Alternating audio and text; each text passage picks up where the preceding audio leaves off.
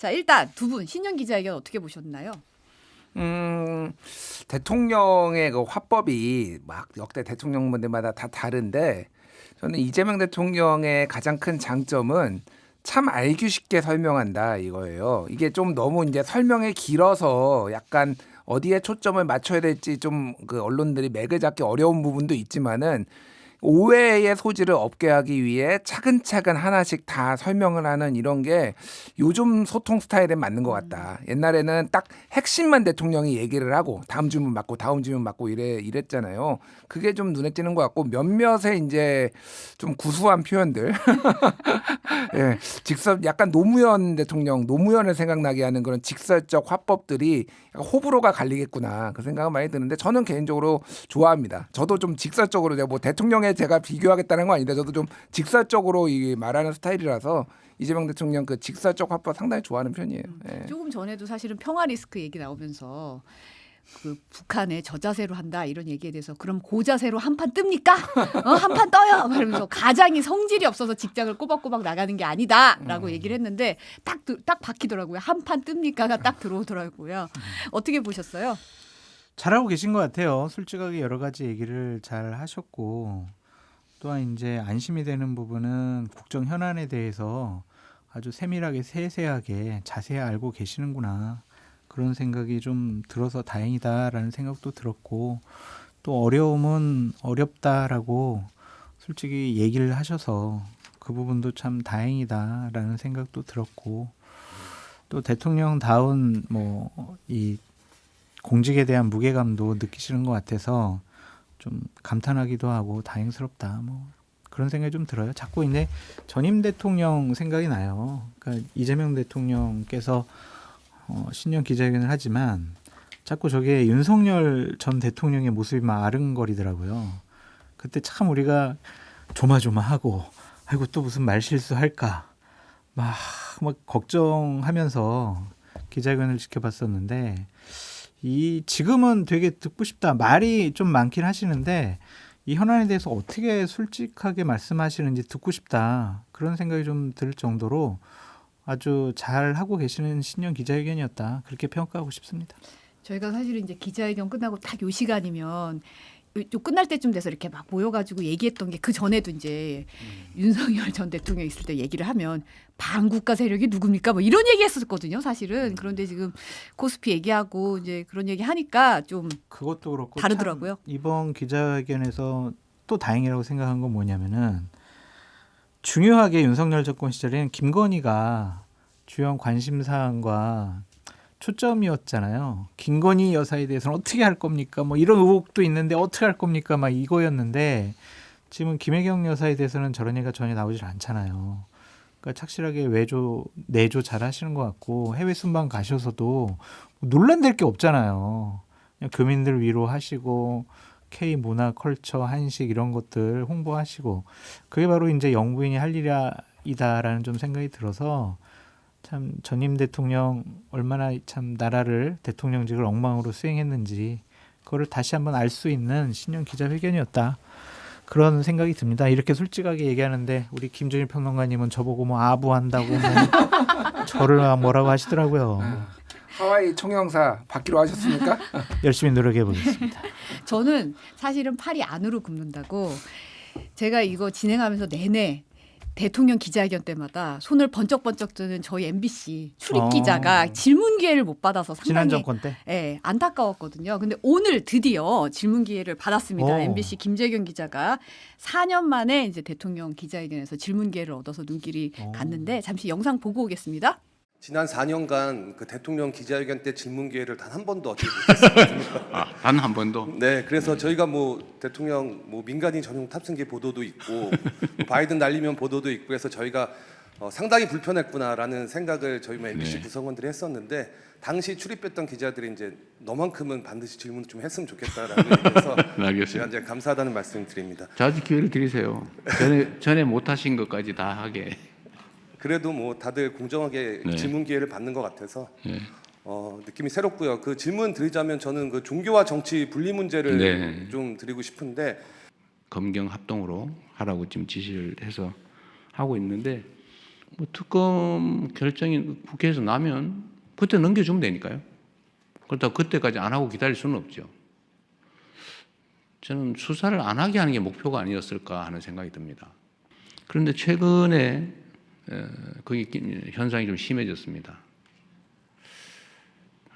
신천지는 뭐 지금 나오는 걸로 보면 아주 오래전부터 최소한 뭐 지금 2000년 초반부터 시작했다는 것 같고 통일교도 그 이후인지 전인지 모르겠지만 하여튼 많이 개입한 것 같고 개신교는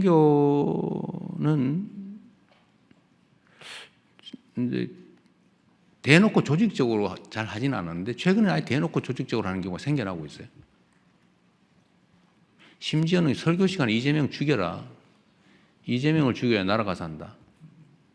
이거 진짜로 그렇게 반복적으로 설교하는 교회도 있습니다. 조직적으로 종교적 신념을 정치적 도구로 활용하는 것은 허용되지 않는다. 그렇게 하면 제재가 엄정하다는 걸 반드시 이번 기회에 보여줘야 합니다. 원래 그 일부 개신교도 수사해야 되는 거 아니냐는 여러 가지 논란들이 주장이 있었는데 일단 경계가 좀 불분명해서 안에 지금은 놔두고 있는데 아마 뭐 자연스럽게 수사해야 되지 않을까 싶어요. 국민의힘이 사실 통일교만 하자고 했다가 지금 이제 신천지 특검 따로 하자고 한 데 대해서는 뭐 이거 안 하고 싶은 거 아니냐라는 식으로 이제 직격을 했어요. 이제 일부 개신교의 조직적 개입까지 언급을 하면서 이제 종교의 정치 개입 강하게 제재해야 된다 이런 뜻을 밝혔는데 어떻게 들으셨습니까? 저는 뭐 이재명 대통령이 성공하는 대통령이 됐으면 좋겠고 뭐 여야를 떠나서 진영을 떠나서 이념을 떠나서 지지하는 정당을 떠나서 많은 국민들의 사랑과 응원 속에서 대통령직을 잘 수행하고 성공한 대통령이 됐으면 좋겠다라는 좀 생각을 갖고 있고요. 어쨌든 헌법상의 중요한 원리인 종교의 자유, 언론의 자유를 좀 침해하는 듯한 내용이나 뉘앙스를 주는 것은 좀 바람직스럽지 않다. 좀 그런 생각이 듭니다. 기분 나쁠 수가 있고 상당히 불쾌할 수도 있고 그냥 감정상으로 보면 어찌 보면 정말 망하게 하고 싶을 생각이 있겠죠. 일부 개신교에서 목사님들이 설교해서 이재명 되면 안 된다, 죽여야 된다, 막 이런 식으로 얘기하는 거 듣고 누가 기분이 좋겠습니까? 근데 그것은 종교의 자유의 하나 일환으로 좀 보장을 해줘야지 이거를 자연스럽게 수사해야 된다라는 생각을 갖고 계시면 사정기관이 어떻게 해서든지 수사하는 방법을 좀 찾을 수밖에 없지 않을까. 뭐 국세청을 동원할 수가 있을 것 같고요. 그래서 이러한 발언들, 언론과 종교의 자유를 조금이라도 좀 억압하려는 거 아니야? 침해하려는 거 아니야? 이러한 이미지를 주는 발언들은 좀 조심하시는 것이 어떨까 그런 생각이 듭니다. 그 대통령 워딩을 조금만 읽어드리면은 그래서 일단 큰 돌부터 좀 찍어내고 그 다음에는 자갈도 집어내는 단계가 오지 않을까 그렇게 생각을 합니다라고 얘기를 했어요. 그래서 좀 수사를 확대를 할 필요성에 대해서 좀 언급을 한 것 같습니다. 그래서 저는 이 구분선이 조금 모호하다라고 대통령의 오늘 전체적인 워딩을 보면은 예를 들면은 설교 시간에 이재명 죽어라, 뭐 이재명이 죽어야 나라가 산다. 뭐 이런 얘기를 한 목사가 있다라는 거잖아요. 이 목사는 잘못됐죠. 이제 잘못됐습니다. 저는 그런데 이게 이제 수사 대상인가에 대해서는 우리가 좀 판단해 볼 필요가 있으니까 이게 예를 들면 신천지 같이 당원을 조직적으로 가입을 시켜가지고 하면은 이거는 정교 분리의 원칙에 벗어나는 건데 일종의 표현의 자유거든요. 목사가 됐든 누가 됐든 이재명 문화는 안 된다. 예를 들면 이런 거예요. 윤석열 정부 때 윤석열 해외 순방 갔을 때 그때 그 정의구현 사재단 신부가 2명이었나 그랬는데 전용기 추락했으면 좋겠다. 이런 얘기를 해서 파문이 좀 일어났어요. 그래서 도덕적 비난을 되게 받았거든요. 어떻게 아무리 윤석열이 싫어도 그런 얘기를 할 수가 있느냐. 근데 이거를 가지고 만약에 윤석열 대통령이 야 저기 천주교 정의구현 사재단 수사해. 라고 하면은 이건 굉장히 위험한 거잖아요. 그래서 이 경계선을 그러니까 대통령이 어떤 얘기를 하는지는 알겠어요. 저도 정교 분리와 관련해서는 명확하게 해야 되는데 그 부분이 표현의 자유 를 침해하지 않는 선은 지켜야 되겠다. 이거 그리고 미국이 되게 민감하게 볼 가능성이 있기 때문에 한미 갈등의 우려도 좀 있거든요. 그래서 이거는 신중하게 좀 접근하면 좋고 일단은 이 지금 수사하고 있는 통일교와 신천지 이쪽에 좀 집중하는 게 더 낫지 않나 그 생각이 들어요. 네. 근데 이제 이제 맥락이 있는데 비유를 들다 보니까 이게 비유가 들어가긴 했지만 결과적으로는 종교 시스템 자체를 정치적 수단으로 쓰는 거를 막아야 한다. 이 부분에 대해서 강조를 하고 있고 사실은 조직적으로 개입하거나 이건 어떤 종교든 간에 문제가 있다고 생각이 돼서 이제 그 부분을 특검이 되면 그때 넘겨주고 지금은 수사를 확대해서 숙사를 진행하고 있다. 이 부분을 좀 강조한 부분이 보이긴 하더라고요. 그러니까 제가 조금 더 설명드리면은 저는 정치에 대해서 비판할 목사든 뭐 스님이든 뭐 신부든 비판할 수 있다라고 봐요. 근데 이제 여기에 저희가 생각하는 하나의 선은 누구를 찍어라라고 이렇게 얘기를 하는 거 이거는 저는 선을 넘었다고 생각을 하거든요. 그래서 이게 지금 대통령의 생각은 뭐 여러 가지가 있으시겠지만 그 발언만을 보면 모호한 게 있어서 최고 권력자가 그렇게 얘기를 하면 약간 이게 알아서 움직이는 게 좀 위험할 수도 있어요. 그래서 이런 거는 좀 정확하게 선을 그어줘야 된다 개인적으로 그렇게 봅니다. 예. 이재명 대통령이 이해운 기획예산처 장관 후보자에 대해서도 이제 질문이 나오니까 왜 질문 안 하나 했다라고 이제 답변을 하고 싶어하는 그런 모양새가 있었는데 어떻게 해야 할지 결정을 못했다라고도 말했어요. 이 부분 영상 잠깐 보고 오겠습니다. 이 질문을 왜 안 하시나 했어요. 참 어렵습니다. 자, 직설적으로 얘기를 하면 이해훈 지명자에 대해서 어떻게 할지는 아직 결정은 못했어요. 근데 아쉬운 거는 본인의 이야기를 공개적으로 들어볼 기회를 갖고 그 청문 과정을 본 우리 국민들의 좀 판단을 제가 들어보고 좀 그렇게 판단하고 싶었는데 결정하고 싶었는데 그 기회마저 봉쇄돼서 본인도 아쉽겠지만 저도 참 아쉽습니다.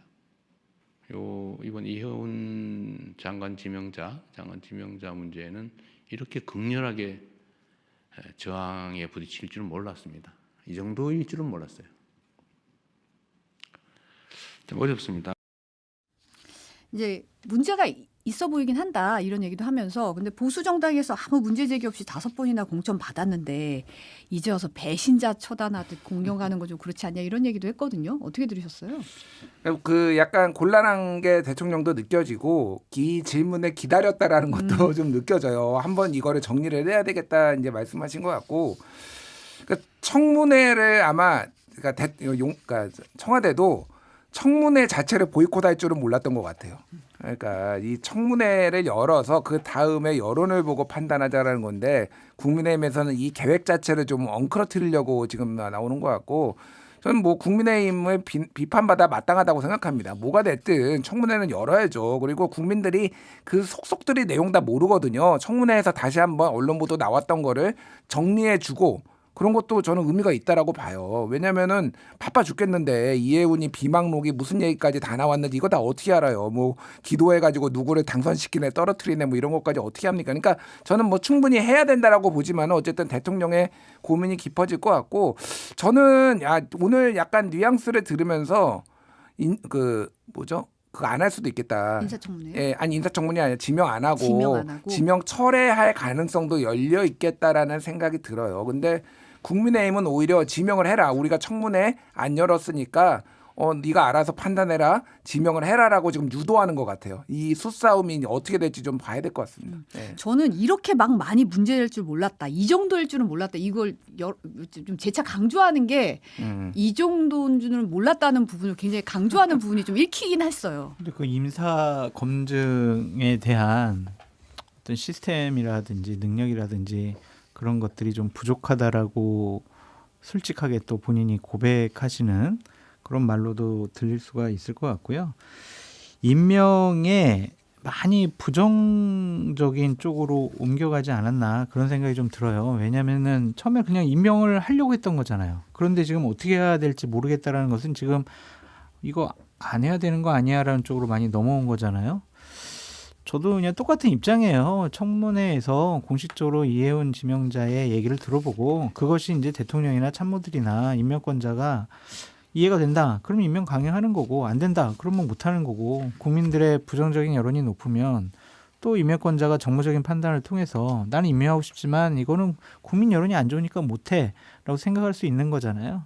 근데 지금 각종 언론 보도만 나오고 있고 의혹 제기가 되고 있고 이해운 후보자의 공식적인 해명이나 설명은 좀 부족한 부분이 있기 때문에 이 부분 인사 청문회를 통해 가지고 좀 사실관계가 좀 제대로 뭐 질문도 나오고 답변도 나왔으면 좋겠다 그런 생각이 듭니다. 하나만 첨언을 하자면은 저는 이제 지금까지 이해운 임명과 관련해서 흘러온 이런 과정이나 이런 걸 보면서 대통령이 임명을 하든 지명 철회를 하든 별로 타격은 없을 것 같아요. 보니까. 예. 그러니까 대통령이 오늘도 되게 자세히 설명을 우리끼리 다 권력을 잡았다고 다 갖는 게 아니라 다 이렇게 권력은 어느 정도 분점을 해야 되고 그게 노무현 대통령의 어떤 뭐 대연정의 정신이고 막 이런 것까지 배경 설명을 다 했단 말이에요.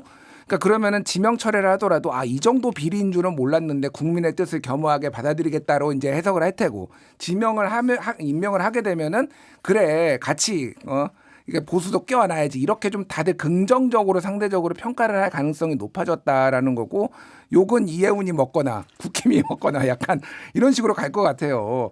그래서 다만 이제 만약에 지명 철회를 하게 되면은 이거는 있어요. 그러니까 보수에서 이제 더 소위 말해서 넘어오려는 사람들이 있는데 나만 만신창이 되고 완전 공중에 붕 뜨는 거 아니냐 이런 생각을 하는 사람들이 나타날 것 같아요. 국민의힘에서 아마 그런 걸 노린 것 같은데 저는 만약에 하나 지명 철회를 하면은 좀 시간을 뒀다가 인사청문회를 하지 않는 자리를 이해운한테 줄 수도 있겠다.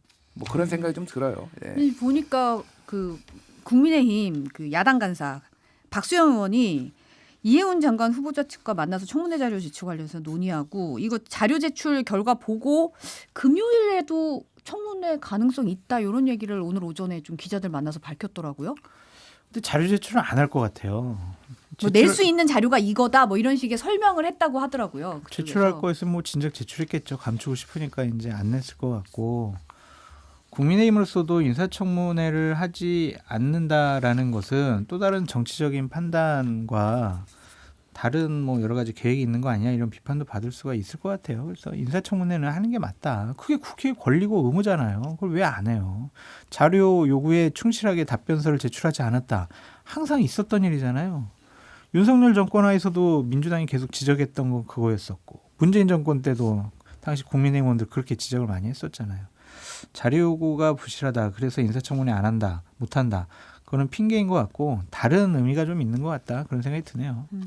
지금 검찰개혁에 대해서 이재명 대통령이 검찰개혁이 검찰에게 권력을 뺏는 게 목표가 아니다. 검찰 조직의 권력을 뺏는 거는 수단과 과정이고 검찰개혁의 최종 목표는 인권과 피해자 보호에 있다고 강조를 했습니다. 2,000명 검사 중에 나쁜 짓 한 검사 일부다. 또 남용 가능성을 봉쇄하되 효율성 제거돼서는 안 된다. 감정적으로 하지 말자는 거다. 본인도 죽을 뻔했다. 또 그런 얘기도 하고 사법적으로 불이익도 받았지만 사실 혜택도 많이 받았다. 이런 부분 굉장히 솔직하게 얘기했거든요. 이 부분 어떻게 보셨어요?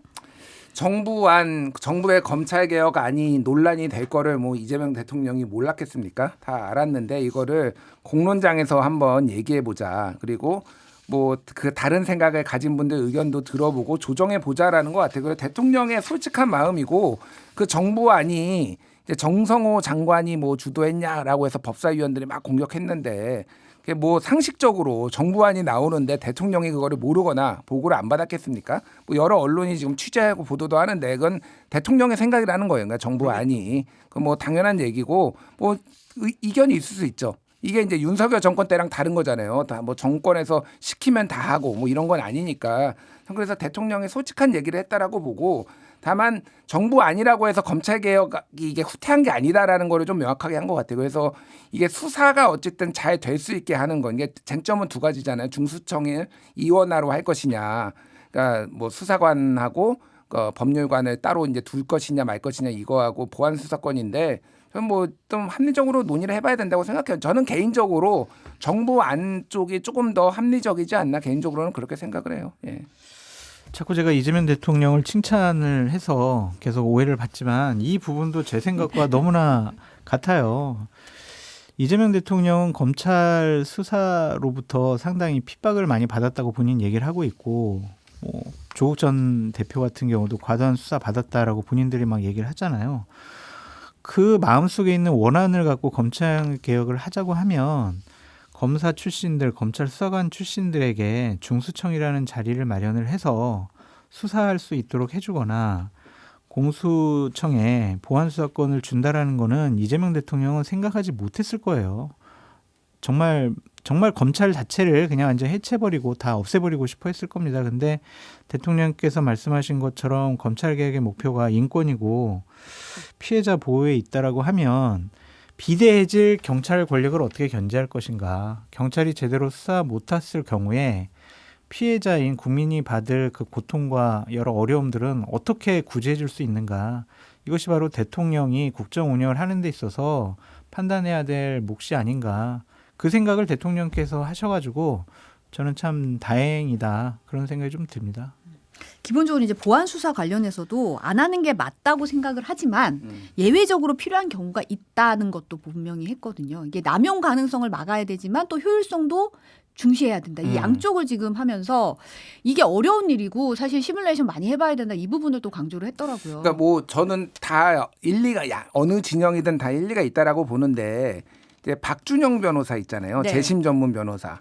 과거에 뭐 여러 가지 억울한 누명을 쓴 사람들을 이제 변호해가지고 무죄 이끌어낸 이 보안 수사권은 반드시 줘야 된다고 주장하고 있어요. 그러니까 그런 변호사들이 왜 그런 얘기를 하는지 저는 이게 검찰의 기획 수사 뭔가를 특정해가지고 여기를 한번 소위 말해서 조져야 되겠다라고 하는 이 수사 개시권을 포함해서 이것 때문에 문제가 된 거지. 경찰에서 수사를 해온 거를 소위 말해서 더 검찰이 수사를 한다고 해서 얼마나 장난질을 칠 수가 있겠냐 기본적으로 그 생각이 들어요. 그럴 가능성이 없다라고 볼 수는 없지만은 그걸 없앰으로 인해서 또 발생할 수 있는 부작용들 이것도 좀 같이 고려를 해봐야 된다 그 생각이 듭니다. 네. 지금 조금 전에 이제 문화일보 기자 질문이 또 주목을 받고 있는데 지방선거 출마를 위해서 청와대 인사들이 이제 속속 아무래도 나갈 걸로 지금 예상이 되는 상황이고 우상호 수석 이미 이제 퇴임했죠. 대전 충남이 통합이 되면 어떤 후보군이 나올까가 주목이 되는데 관심이 큰데 기자의 질문에 본인의 주변에 강훈식 실장과 사랑하는 사이라는 농담 섞인 말이 나오고 있다. 정말 사랑하는 사이냐. 그래서 강훈식 실장이 대전 충남으로 출마할 가능성에 대해서 질문이 나왔어요. 뭐래요? 그러니까 이재명 대통령이 저는 제 아내를 사랑합니다. 라고 하면서 다들 자기 길 찾아가는 거지. 뭐 이 현역들이 어떻게 할지 예측 불가다. 참모들도 마지막 순간까지 최선을 다해주길 기대하고 있다라고 하면서 이렇게 강훈식 실장을 지그시 바라봤어요. 저는 모두를 사랑합니다 하면서 어떻게 보세요? 훈시경 땅 상겨? 대전의 땅 상겨? 뭐 이렇게 농담을 아마 하고 싶었던 것 같은데 뭐 대통령이 여기에서 나간다 안 나간다 말하는 것도 좀 그렇잖아요. 그러니까 최종적으로 인사 결재권자는 맞지만은 뭐 강훈식 비서실장이 저는 이번에 당을 위해서 또 정부를 위해서 5국 3특을 완성하기 위해서 제가 한번 몸을 던져보겠습니다라고 하면 그거 막을 수는 없잖아요. 그래서 그냥 뭐 재치 있게 받아 넘겼다. 아내를 사랑하시는 거를 다시 한번 확인했네요. 예. 저는 강훈식 실장은 안 나갈 것 같아요. 강훈식 실장이 대통령으로부터 상당히 신뢰를 좀 많이 받고 있고 지금 우상호 정무수석까지 나간 상황에서 정무적인 정치적인 판단 그리고 강훈식 실장이 해외의 뭐 수출이라든지 여러 가지 경제적인 문제에 있어서 특사 역할도 하고 있더라고요. 곧 뭐 캐나다도 방문한다는 그런 얘기도 있거든요. 잠수함 뭐 수주 문제 때문에 그런 역할들을 다 좀 뭐 후임자에게 밀어두고 지금 나가는 것은 대통령께서도 좀 원하지 않지 않으실까. 지그시 바라본 거는 나 계속 도와줄 거지. 그러한 뭐 요청이 아닌가 그런 생각이 듭니다. 근데 만약에 대전 충청 이제 통합이 됐어요. 근데 강훈식 비서실장이 아니면 못 이겨요. 그러면은 나갈 수도 있겠죠. 근데 뭐 지금 나오는 후보군 중 누가 나가도 뭐 이길 수 있을 것 같아. 그러면은 강훈식 실장은 계속 비서실장으로 좀 활용하시려고 하지 않을까라는 생각도 듭니다. 지금 보니까 뒤에도 잠깐 얘기하겠지만 장도영 대표 지금 단식 7일째잖아요. 그래서 이제 1대1 회담 얘기 제안하고 있는 거에 대해서 대통령 입장이 묻는 질문도 나왔는데 거기에 대해서 여야가 먼저다. 그렇죠. 그 얘기를 했거든요. 맞습니다. 그러니까 여당과 대화를 좀 안 하고 여야 협상, 타협, 조율 뭐 이런 것들이 우선이 돼야지 뭐 대통령과 영수회담을 통해서 뭐 원샷으로 아니면 탑다운식으로 문제를 좀 해결하려고 하는 것은 좀 대통령으로서는 부담스러울 수 있지 않을까 그런 생각이 듭니다. 어쨌든 특검은 결국에는 국회에서 합의를 보고 법을 만들어야 되는 거 아니겠습니까? 그게 우선시 돼야 되는 거고 그 이후에 대통령이 뭐 거부권 행사 하냐 안 하느냐 이런 문제 관련해서는 대통령과 담판을 지을 수 있겠죠. 근데 지금 시작도 발걸음도 안 했는데 대통령부터 만나자고 하는 것은 안 만나 줄 줄 알면서 정쟁의 수단으로 좀 이용하려고 하는 것이 아닌가 그런 비판을 받을 수가 있겠네요. 근데 자꾸 제가 왜 민주당이나 이재명 대통령 편을 들지? 그러니까 당적을 빨리 민주당으로 바꾸십시오. 왜 거기서 그렇게 있는 거야, 장 소장님. 국민의힘 보수파가 살아야 합니다.